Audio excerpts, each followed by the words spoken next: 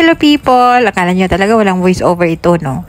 Kaya hot water ang gamit natin dito dahil ito ay moist chocolate cake para mas mag-enhance pa ang flavor ng chocolate or yung cocoa. Pero don't worry, yung ating recipe ilagay ko naman yan sa comment section o di kaya sa ating screen. Yung ating oven nakapreheat ng 170 Celsius and ibibake natin yan dahil maliliit yan ang cupcake. Ibibake natin yan ng 18 to 20 minutes. Binake ko to kahapon. Plano ko kasi pang baon to. Kaso lang nakalimutan ko kaninang umaga na pabaon to sa mga bata. And meron kaming matagal na mga chocolate sa fridge.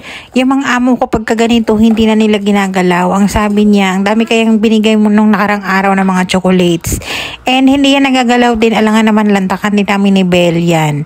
So gusto kong ilagay ko na lang yan doon sa cake na binake ko. Bali itoppings natin. Gawin natin siyang ganache. Ang gamit ko dyan 1 cup na cooking cream dahil wala akong whipping cream. Pero kung meron kayong whipping cream, edi maganda.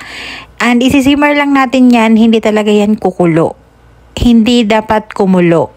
Parang simmer lang siya ba? Parang mainit lang. Para matunaw yung ating chocolates. And then nag-add ako dyan ng butter. Para mas shiny pa yung ating ganache.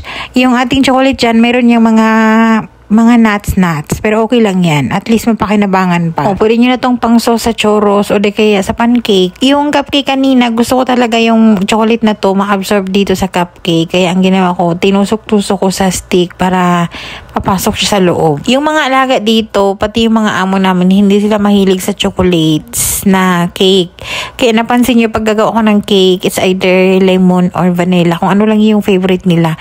Kasi kung gagawa talaga ako ng para lang sa amin ni Belle, ang dami naman at nakakaumay pagka kami lang din yung kakain. So ito na nga, binaglalagay ko na yung ating melted na chocolates para mapakinabangan din. Kakatapos lang namin mag-lunch dyan. Sakto may merienda din yung mga bata. Masarap din yan sa kape. Yung ating ube cake, ito din yun. Parang meron lang akong binago ng konti. Binawasan ko lang yung ube flavor tapos nagdagdag ako ng cocoa powder.